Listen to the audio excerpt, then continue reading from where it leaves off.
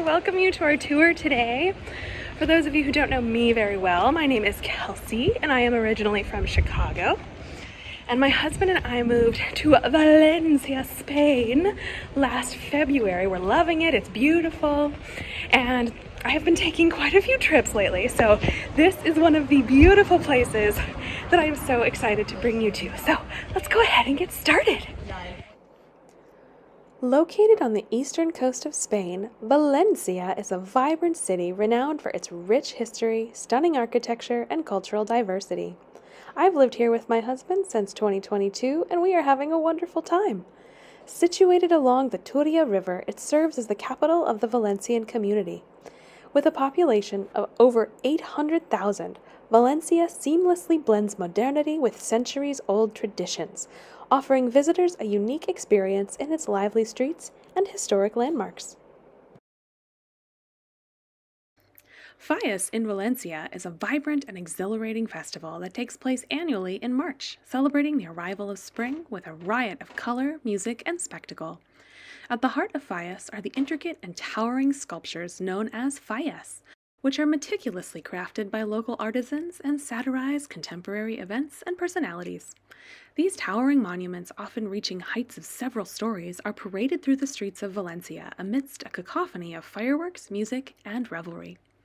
The festival culminates on the night of March 19th, known as La Nit del Foc, the Night of Fire, with the spectacular burning of the fallas in a dazzling display of flames and pyrotechnics, symbolizing the cleansing and renewal of the city.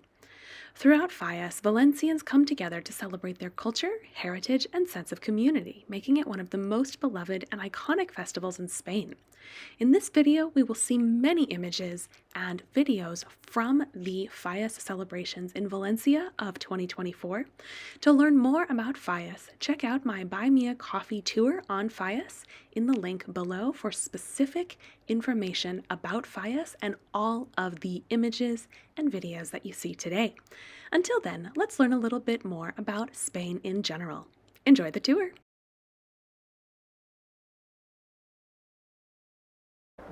Spain's location is a key factor that has shaped its history, culture, and geopolitical significance.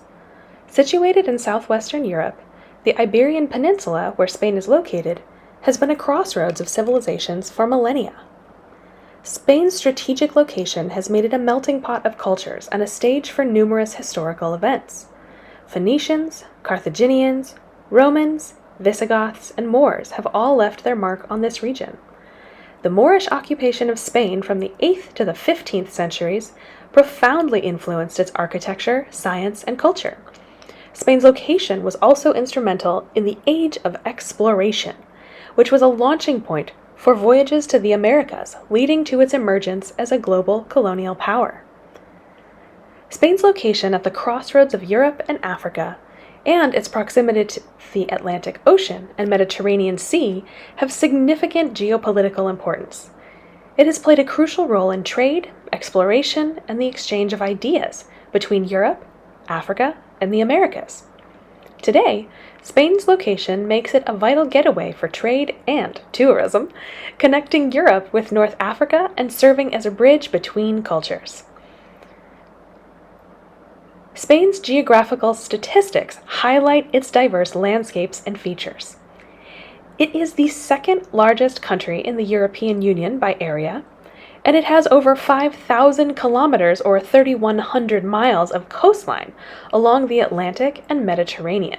The Pyrenees Mountains to the north form a natural border with France, and the Strait of Gibraltar, a narrow waterway, separates Spain from Morocco in Africa. Some fun facts for you about locations in Spain. The Balearic Islands.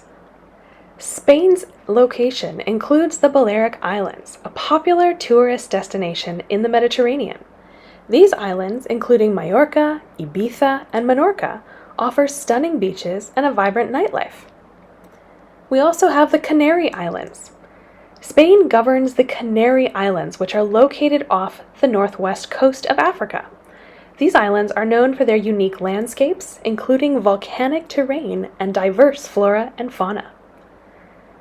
The Spanish enclaves of Africa. Spain maintains two small enclaves on the African continent, Ceuta and Melilla, which are located in the northern coast of Morocco. Their location has led to a complex political and cultural interaction. Cultural fusion. Spain's location has resulted in a rich fusion of cultures and cuisines.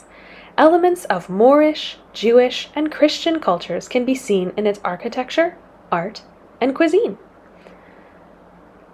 It does have a diverse climate. Spain's geography contributes to a wide range of climates, from the Mediterranean climate along the eastern coast to the arid conditions of central Spain and the temperate climate in the north.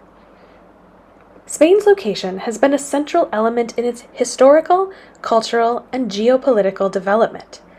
It continues to be a dynamic and influential nation at the crossroads of Europe, Africa, and the Americas, with a rich heritage shaped by its strategic position.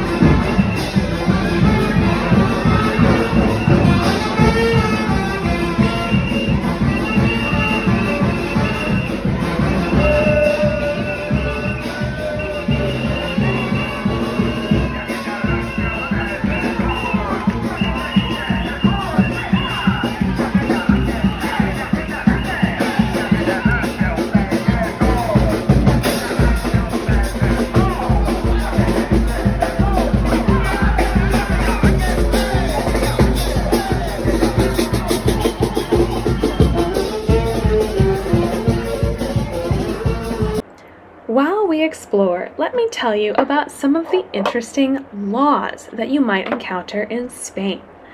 Some of them might not actively be enforced, but technically they still exist. It is illegal to drive in Spain while wearing flip-flops, or technically any footwear that doesn't provide proper grip and control. This is rarely enforced, especially in the summer months when flip-flops are popular, but it's still a law. No honking your horn. Honking your car horn in a residential area between 11 p.m. and 7 a.m. is prohibited unless it's an emergency.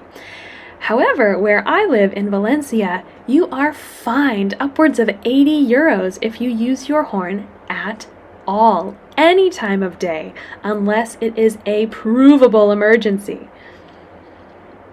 No kissing in train stations.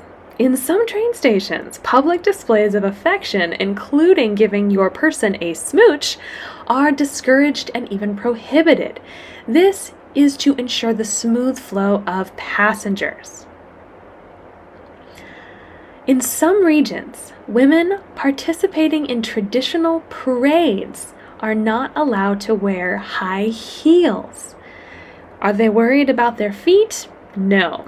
It is because technically high heels could damage these hundreds, thousands of years old streets. It is to protect the public property.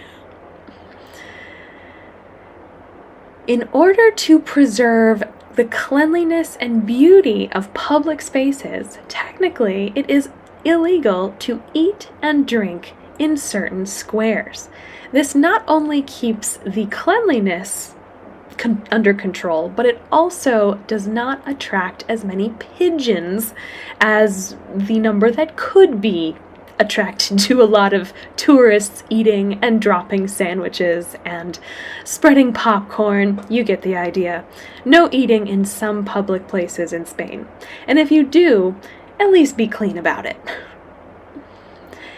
In coastal cities, there is no feeding of the birds, especially on the beach. This is discouraged, but in many places prohibited by law in order to reduce the presence of these birds who are starting to rely on human food for their sustenance. Silence on public transportation. Many Spanish cities have rules against loud music or loud phone conversations without headphones on public transportation in order to maintain a peaceful environment. Now, I have to say, this is one of those laws that I don't think is very strictly enforced, but not by the demographic you might think. Younger folks normally do have headphones on. It is often the retired folks or the grandparent generation who are possibly losing their hearing, and they don't realize that their cell phone is on speaker and that they are shouting into their phones. Last but not least, you are not allowed to fish with explosives. Fishing with dynamite or other types of explosives is, of course, illegal, as it poses significant risk to marine life and safety. As someone who does not fish, I did not know that we needed to make a law for this. But alas, here we are. So remember that while these laws might be on the books, enforcement can vary, and some may be rarely enforced, and maybe that's for the better. It's always a good idea to be aware of local regulations and customs when visiting or living in a particular area when you travel. While we explore, let's talk about some fun facts about Spain. We'll explore these on a more in-depth basis soon. The siesta culture. Spain is known for its siesta tradition, where many businesses and shops close in the afternoon for a few hours to allow people to rest and escape the heat of the day. And in Spain, there is a lot of heat. The flamenco dance. Flamenco is a traditional type of Spanish music and dance style that originates from the Andalusian region. It's famous for its passionate, raw, and expressive performances. La Tomatina! Some of you might have gone to the Tomatina festival with me, but let me tell you a little bit more about it.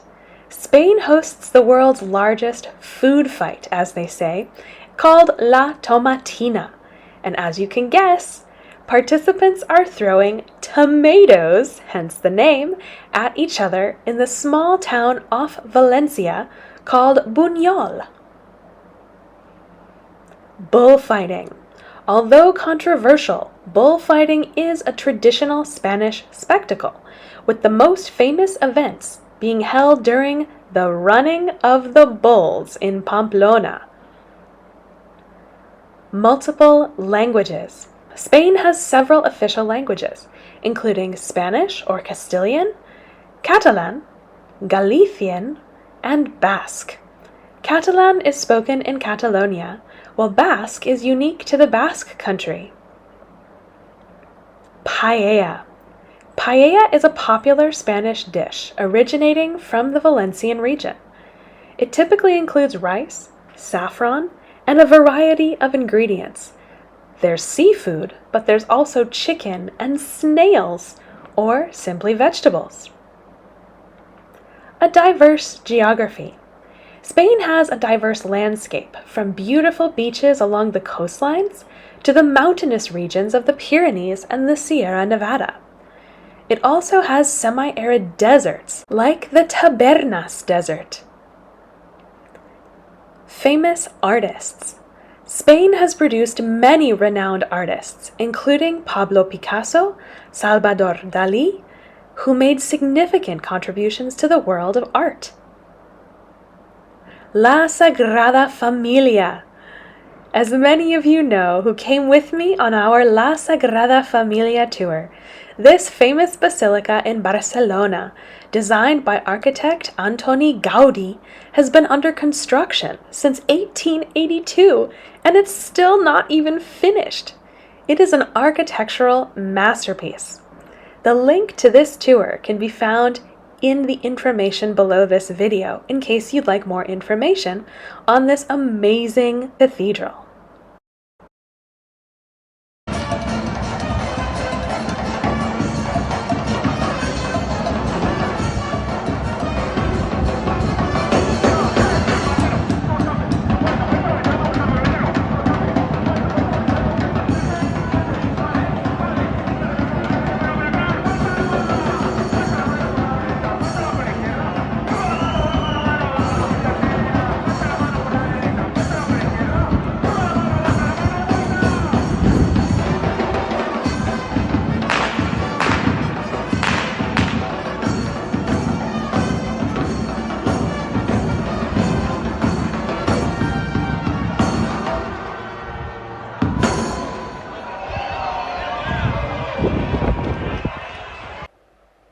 While we explore, I have some interesting info for you.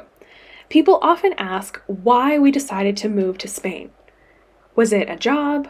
Was it family? Was it the lifestyle? Well, a lot of reasons, but specifically the healthcare. The Spanish healthcare system, which is known as Sistema Nacional de Salud, has evolved significantly over the years, and it is now exceptional. It is the 8th top healthcare system in the world. To give you a comparison, the US often flounders at around number 42 to 57. Its origins can be traced back to the 19th century, when Spain established the National Health Institute, Instituto Nacional de Provisión, to provide medical assistance to workers. However, it wasn't until quite recently, the 1980s, that the modern healthcare system took shape with the passing of the General Health Law. This law laid the foundation for a publicly funded and universally accepted healthcare system in Spain. The Spanish healthcare system plays a crucial role in the well-being of the population, locals and immigrants like expats included. The SNS provides a wide range of medical services, from primary care to specialized treatment, and it emphasizes preventative care and health promotion. Spain's healthcare system consistently ranks among the top healthcare systems in the world. According to the World Health Organization, the WHO, Spain's healthcare system is considered one of the best in terms of healthcare outcomes and efficiency. Life expectancy in Spain is notably high, and the country has a relatively low infant mortality rate. The Spanish healthcare system also benefits from a well-trained medical workforce. Spain has a high number of doctors per capita, ensuring that residents have access to medical professionals when needed. Some interesting facts for you that my family and I have very much enjoyed while living here.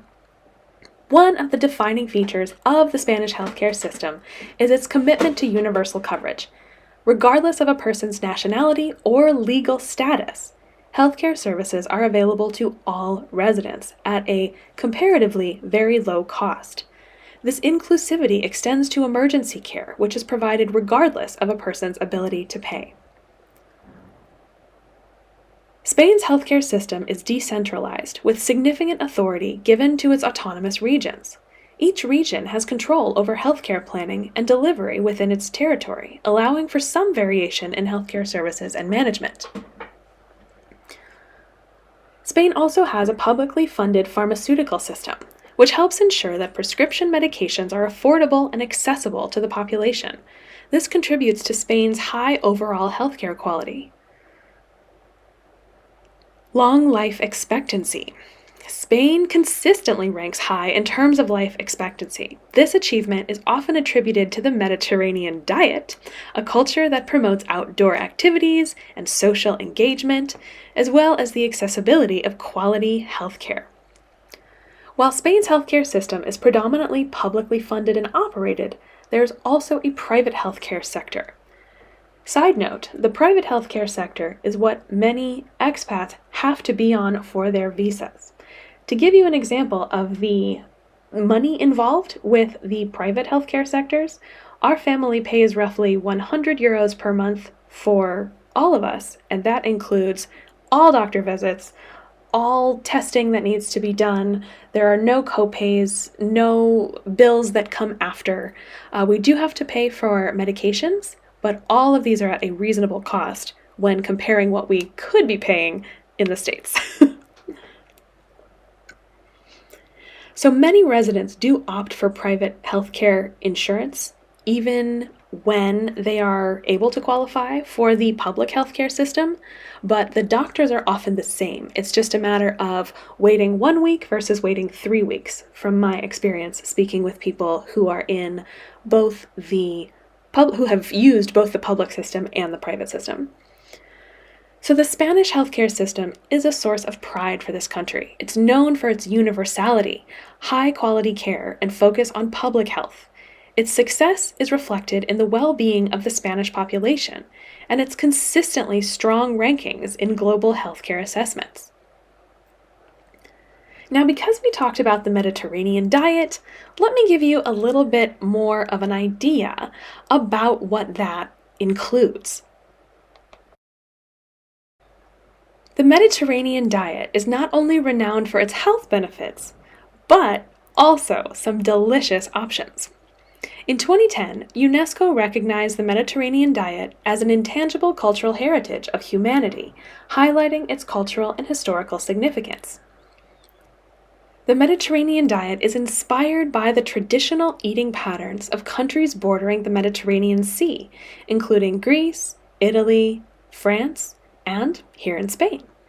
Its roots can be traced back to ancient civilizations like the Greeks and the Romans. Numerous studies have shown that the Mediterranean diet can reduce the risk of heart diseases thanks to its emphasis on olive oil, fish, nuts, and whole grains. Wine is often enjoyed in moderation as part of the Mediterranean diet as well. It's believed to have potential health benefits thanks to its high levels of antioxidants. The diet places a strong focus on local fruits, vegetables, legumes, and whole grains. It's rich in fiber, vitamins, and minerals. Olive oil, or liquid gold as it's called here, is a staple in the Mediterranean diet, and it's used generously. It's high in monounsaturated fats, which are considered heart healthy. Some people refer to it as the local fruit juice, because technically, I guess that's what it is. Some people here use up to 1 liter per week per family. There's also a variety of flavors though. The Mediterranean diet is known for its diverse and flavorful ingredients, so you have garlic, herbs, spices like oregano, basil, thyme. Everything smells good and, therefore, is quite delicious. In Mediterranean cultures, though, meals are often considered a social affair, emphasizing the importance of sharing food with family and friends. This not only puts you in a good mood, it also helps you eat slower, most likely because you're talking. Fish is a primary source of protein in the Mediterranean diet, and favorites like salmon, sardines, and mackerel provide omega-3 fatty acids. In some Mediterranean countries, particularly Greece and Italy, they are known for their high life expectancies, although Spain is not far behind. Their diet is believed to play a role in this longevity. This diet also encourages the consumption of fresh, locally sourced, and seasonal ingredients, minimizing the use of processed or imported foods. The diet is also known for its simplicity. Many Mediterranean dishes feature just a few ingredients prepared in a way that lets their natural flavors shine. Studies have linked the Mediterranean diet to a lower risk of chronic diseases, including type 2 diabetes and certain cancers. Mediterranean cuisine, though, plays a central role in the cultural celebrations and festivals, with traditional dishes serving as an integral part of the festivities. And it's gaining popularity. It is often recognized by health experts as a balanced and sustainable way of eating, proven to provide for a long and healthy life. Whether you're interested in its health benefits or simply enjoy its delicious flavors, the Mediterranean diet has something to offer for everyone. It is a beloved and celebrated way of eating, especially here in Spain. The history of oranges in Spain is quite fascinating though, so let me tell you a little bit about it. Oranges, particularly the sweet orange, the Citrus times sinensis, have a long and complex history in the Iberian Peninsula. Oranges were introduced to Spain by the Moors during their occupation of the Iberian Peninsula from the 8th to the 15th centuries. The Moors brought citrus fruits, including oranges, of course, but also lemons with them from the Middle East. Oranges found a suitable climate in the southern regions of Spain, such as Andalusia, where they thrived. The warm Mediterranean climate was ideal for growing citrus fruits, and the orange orchards, orange groves, became common. As Christian forces gradually retook control of the Iberian Peninsula from the Moors during the Reconquista, they inherited and expanded upon the Moorish agricultural practices, including orange cultivation. Oranges from Spain, particularly the Sevilla oranges, became highly sought after and were exported to other parts of Europe. Sevilla oranges, known for their bitter taste, were used primarily for making marmalade. Oranges became a symbol of the region's cultural identity, though. The orange blossom, in particular, became associated with Andalusia and is used in various cultural and religious events, including weddings and festivals. In the 19th and 20th centuries, the citrus industry in Spain expanded significantly. Improved transportation and agricultural techniques allowed for larger-scale cultivation and the export of oranges. Valencia, in particular, became known for its sweet oranges. Spain is now one of the world's leading exporters of oranges and citrus fruits. Spanish oranges are known for their quality and flavor and exported to countries around the world. Spanish cuisine also incorporates oranges in various dishes and desserts.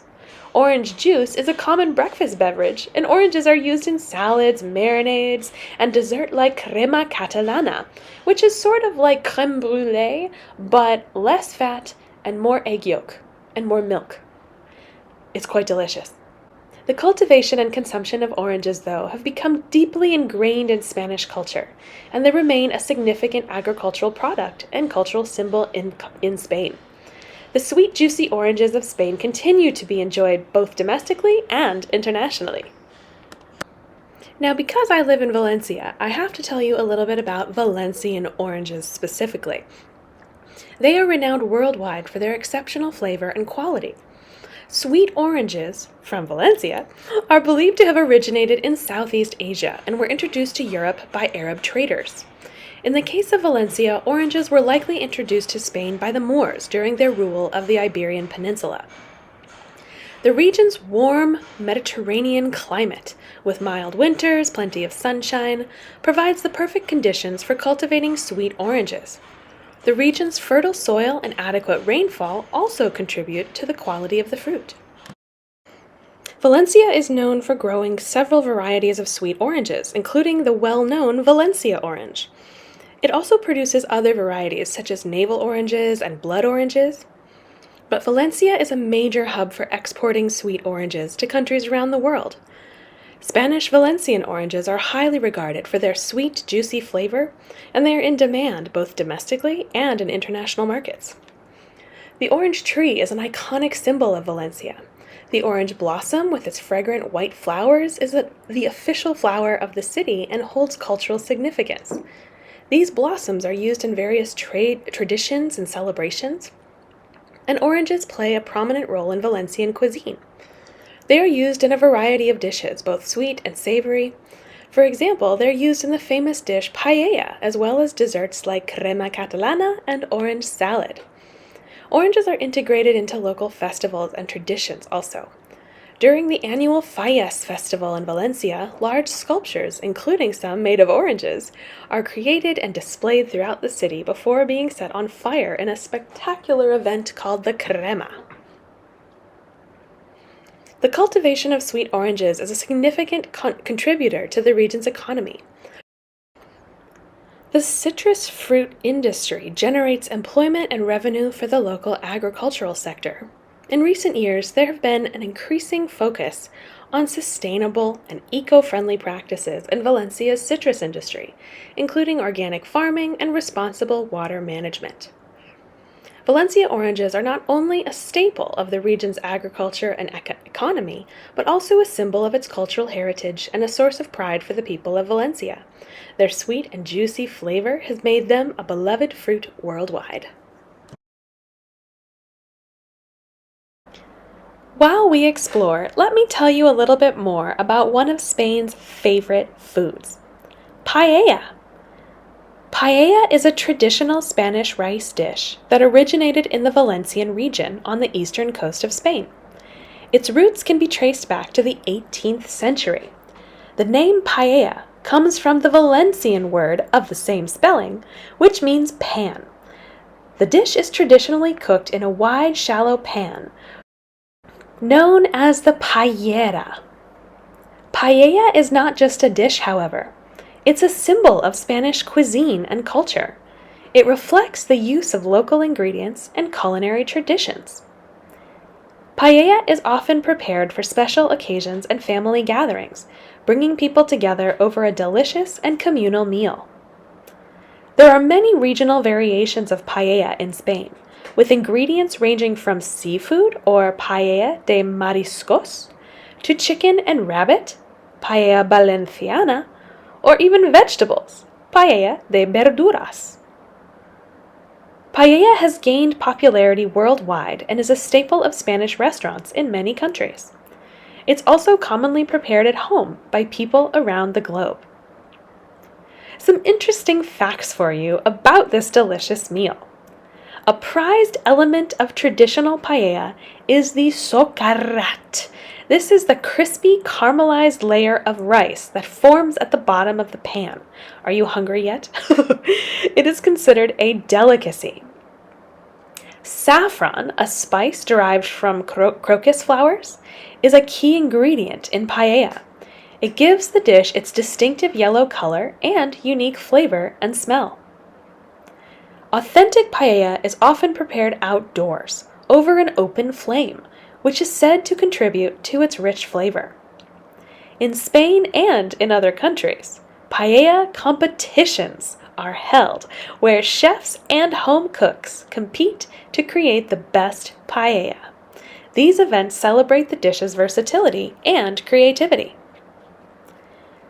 As for the paella pans, these traditional paella cooking utensils come in various sizes, with the largest ones designed to feed a large group of people. We're talking upwards of 20. They are made of materials like carbon steel and stainless steel. In 2020, traditional rice cultivation and the art of paella were added to the United Nations Educational, Scientific, and Cultural Organization's, aka UNESCO, Intangible Cultural Heritage of Humanity list. This recognition highlights the cultural significance of paella.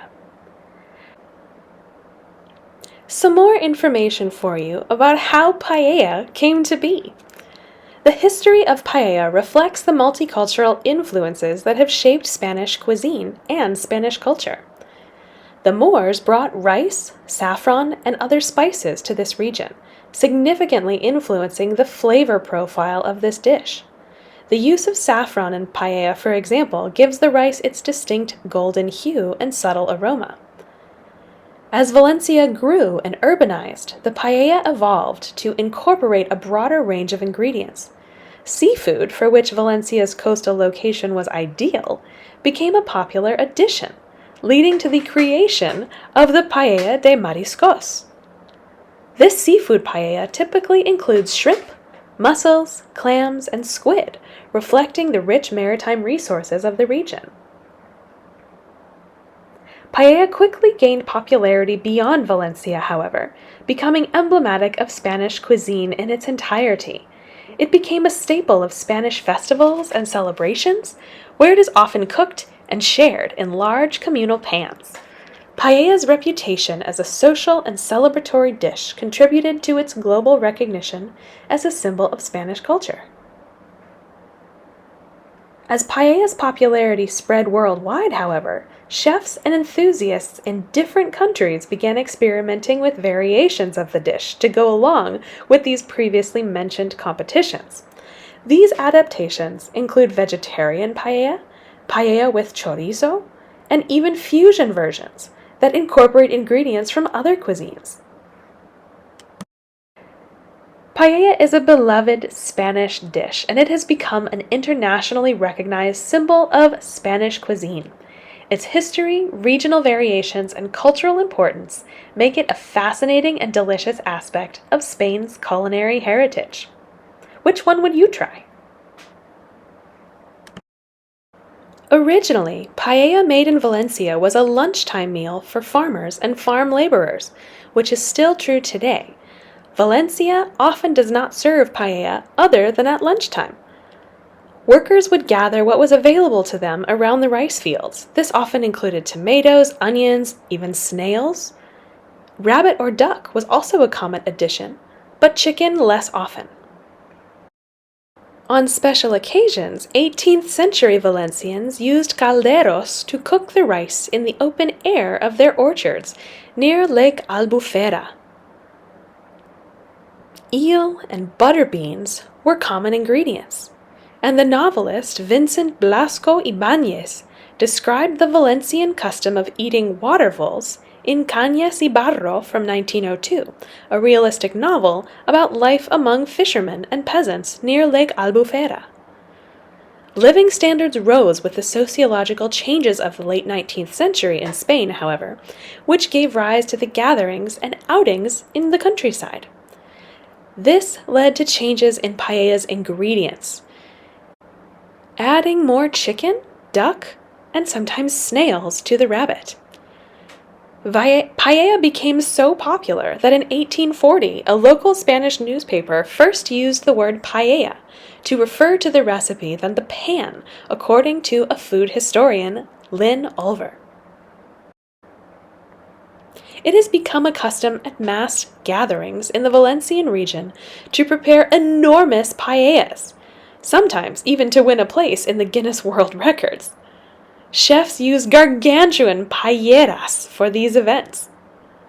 The largest paella in the world was made by a restaurateur, Juan Galvis, in 2001. It fed 110,000 people, according to their website. The chef said that this paella was even larger than his earlier world record paella made in 1992, which fed about 100,000 people. All of these are in the Guinness Book of World Records. Some controversial representations, though, are from non-Spanish chefs who include ingredients like chorizo in their paella, as well as other ingredients. These alternative dishes had new names according to Spanish chefs. Arroz con cosas, rice with things, is a famous alternative. The use of these different ingredients has been known to elicit emotional responses from other chefs as well as authors.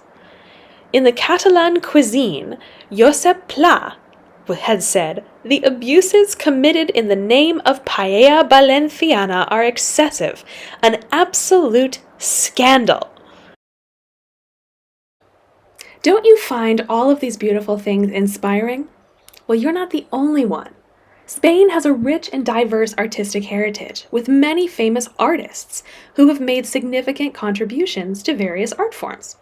Some of the most renowned artists in Spain are Pablo Picasso, who was one of the most influential artists of the 20th century, known for pioneering the Cubist movement and creating iconic works like Guernica.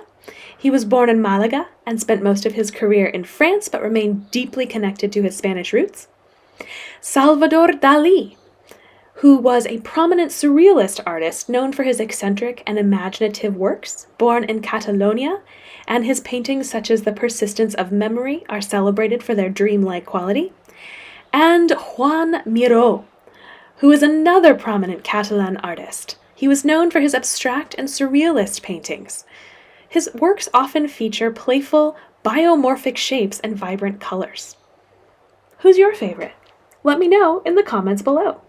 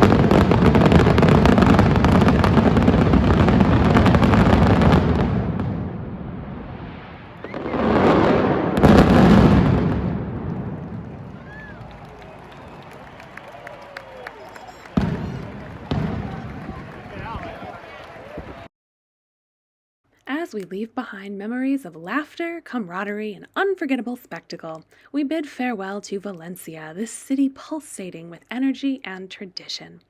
Until we meet again amidst the vibrant streets and spirited celebrations of Fallas, let the spirit of this enchanting festival guide us, reminding us of the beauty of shared moments and the joy of coming together in celebration. Adios, Valencia, until next year's Fallas beckons us once more. And again, for more in-depth information on Fallas, check out my tours on Buy Me a Coffee in the links below, where there is a specific tour, 1 hour full of information solely about Fallas, all of the traditions therein, and some beautiful views with stunning dresses and incredible sights. Looking forward to seeing you there. Thank you all so much for coming. Thank you for your donations, for your tips, for your PayPals. And as always, thank you for being a part of my traveling family. I look forward to seeing you soon. Bye, everyone. Don't forget to follow and like this video for more with me, Explore with Kelsey.